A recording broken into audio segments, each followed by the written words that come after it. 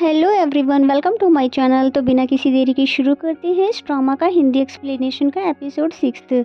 तो एपिसोड की शुरुआत में हम देखते हैं कि चायुंग खुद से ही अपनी ड्रेसिंग कर रहा होता है कि तभी वहाँ पर बाओ आ जाता है और बताता है कि कैप्टन आपको राजा ने बुलाया है।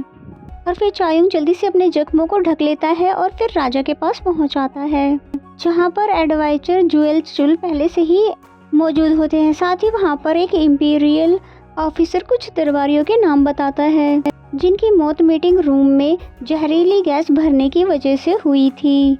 और उन सभी नामों को सुनने के बाद एडवाइजर जुएल चुल कहते हैं कि वो सभी दरबारी हमारे वफादार थे और मुझे लगता है ये उसी जी चुएल का ही काम है जिसने हमारे बाकी बचे हुए दरबारियों को अपने पास दावत देकर बुलाया हुआ है ताकि वो हमारे आने पर वो हमारा वेलकम ना कर सके, क्योंकि वो तो हमें बस नीचा दिखाना चाहते हैं। फिर वो चायुंग को जाके ऑर्डर देते हैं कि तुम अपने सारे सोल्जर्स को लेकर जाओ और उन सभी दरबारियों को यहाँ पर लेकर आ जाओ, और अगर कोई दरबारी इनकार करता है यहाँ आने से तो उसको वहीं पे मार देना। जिस पे चायुंग उन्हें कोई भी आंसर नहीं करता बल्कि वहीं चुपचाप खड़ा रहता है, जिस पे एडवाइजर को गुस्सा आ जाता है और कहता है क्या तुम भी उसके पालतू हो। कि तभी किंग चायुंग से पूछते हैं कि ऐसा करना क्या पॉसिबल है, जिस पे चायुंग ने आंसर दिया कि ये बिल्कुल इम्पॉसिबल है, क्योंकि ली उन के 10,000 सोल्जर्स और बे के 20,000 सोल्जर जो कि जू चोल के ही ऑर्डर को फॉलो करते हैं, और साथ ही जी चोल की अपनी भी आर्मी है। अगर हमने उन पे हमला किया तो वो भी हम पे हमला करेंगे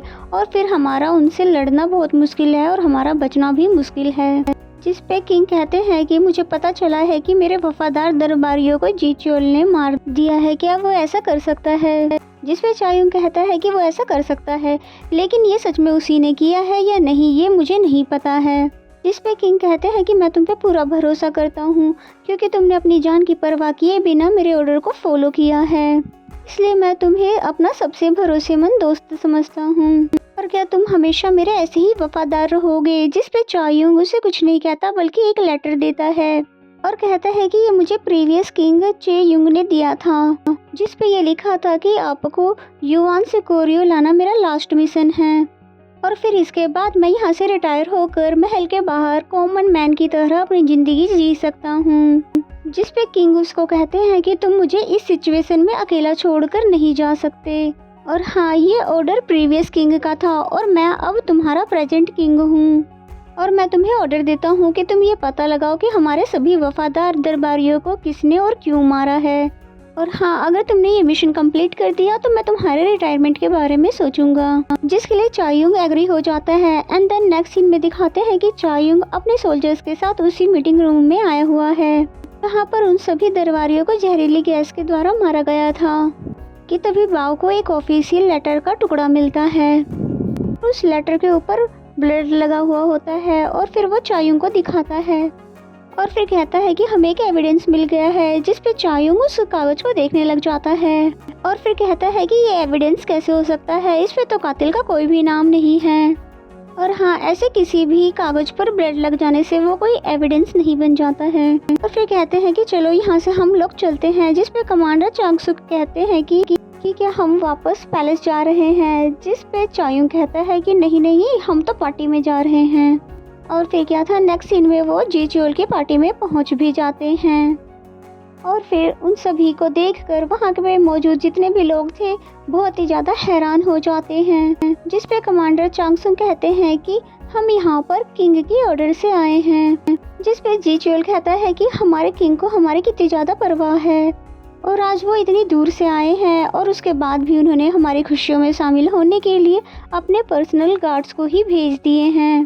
फिर वहाँ पे मौजूद सभी दरबारी हंसने लग जाते हैं। कि तभी जी चोल कहता है कि क्या तुम मेरे लिए कोई गिफ्ट भी लेकर आए हो। जिस पर चायुंग जवाब देता है कि हाँ बिल्कुल मैं तुम्हारे लिए कोई गिफ्ट लेकर तो आया हूँ, पर यहाँ पे बहुत ही ज्यादा शोर है इसलिए चलो मैं तुम्हें कोई शांत जगह पे दिखाता हूँ। जिस पे जी चोल उसे एक अलग कमरे में ले जाता है जहाँ पर चायुंग उसे वही ब्लड लगा हुआ कागज दिखाता है जो कि बाओ को मिला था। फिर चायुंग बताता है कि ये हमें उस जगह से मिला है जहाँ पर सभी दरबारियों को जहरीली गैस के गोले फिकवा कर मरवा दिए गए थे, और क्योंकि मैं आप कुछ ज़्यादा पढ़ा लिखा तो हूँ नहीं इसलिए मुझे तो समझ नहीं आ रहा कि इस पे क्या लिखा हुआ है। इसीलिए मैं अपनी किंग के ऑर्डर पर यहाँ पर आया हूँ ताकि आप अपनी सूझबूझ से कुछ तो हमारी मदद कर दें।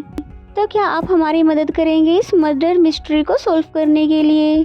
तो ये सुनकर जी च्योल तो बहुत ज़्यादा खुश हो जाता है और उनकी हेल्प करने के लिए एग्री हो जाता है। एंड देन नेक्स्ट सीन में हमें दिखाते हैं कि चायुंग और बाकी सभी उदासी सोल्जर सबके सब अपनी बैरक में होते हैं और चायुंग सोने जा रहा होता है और कमांडर चाकसू को वो सभी दरबारियों के नामों का लिस्ट दे देता है जिनकी मौत हुई थी और फिर वहाँ से सभी को जाने के लिए कह देता है और वो सभी जा ही रहे होते हैं कि तभी वहाँ पर युनसु आ जाती है।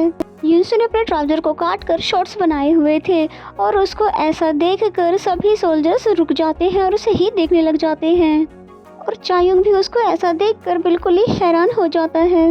और युनसु यहाँ पर चायुंग का चेकअप करने के लिए आई हुई थी।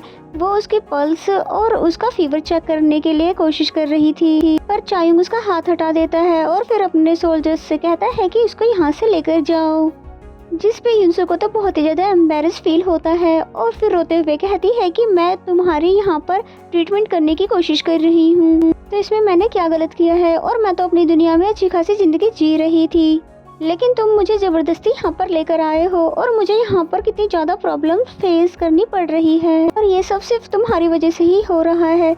मैंने तुम्हें जख्मी किया, इसका मुझे अफसोस है और इसीलिए मैं तुम्हारा इलाज करना चाहती हूँ। जिस पे चायुंग अपनी सोल्जर्स की तरफ देखता है तो वो सभी लोग वहाँ से चले जाते हैं और फिर चायुंग कहता है युनसु से कि मैंने तो तुम्हें पहले ही कहा था कि तुम मेरा इलाज मत करो और मुझे अकेला छोड़कर यहाँ से चली जाओ। जिस पे युनसु बोलती है कि मुझे लगता है तुम्हें मरने का कुछ ज़्यादा ही शौक है और तुम तो वैसे भी ब्लड पॉइजनिंग से ही मर जाओगे। जिस पे चायुंग को गुस्सा आ जाता है और फिर कहता है कि दोबारा आगे से किसी के सामने मेरे मरने वाली बात मत करना, वरना मैं तुम्हारा मुंह तो हमेशा के लिए बंद कर दूंगा। और चायुंग की बातें सुनकर युनसु थोड़ा डर जाती है। फिर चायुंग कहता है कि और आइंदा से कभी भी तुम सोल्जर्स के बैरक में इस तरह मत आना।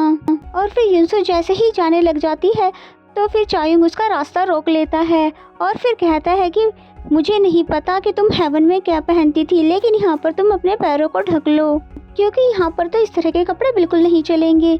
जिस पे युनसु जाने के लिए उसका हाथ हटाती है तो तभी उसे फील होता है कि चायुंग को काफ़ी तेज फीवर है और फिर उसे एस्प्रिन देती है और कहती है वैसे तो ये तुम्हारी बीमारी में ये ज़्यादा असर नहीं करेगी, पर हाँ ये तुम्हारी बीमारी में थोड़ा तो जरूर असर करेगा।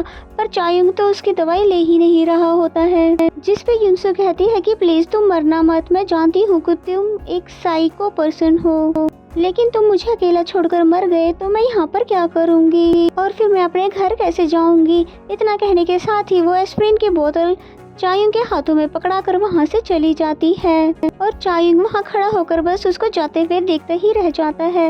एंड देन नेक्स्ट सीन में जी च्योल का असिस्टेंट कैन, जो कि चायुंग के फैमिली बैकग्राउंड और उसके सुपर पावर्स के बारे में बता रहा होता है, जिस पे जी च्योल चायुंग को अपने ग्रुप में शामिल करने के बारे में सोचने लग जाता है। और फिर इसी सीन के साथ ये एपिसोड यहीं पे ख़त्म हो जाता है। और अगर आप जानना चाहते हैं कि आगे इस कहानी में क्या हुआ तो चैनल को सब्सक्राइब कर ले और बेल आइकन को ज़रूर प्रेस कर ले ताकि आने वाले सभी वीडियो का नोटिफिकेशन आ जाए। और वीडियो अगर अच्छा लगे तो वीडियो को लाइक करें और कमेंट करके ज़रूर बताएं ये एपिसोड आपको कैसा लगा। तो मिलते हैं नेक्स्ट एपिसोड में, तब तक के लिए bye bye and take care.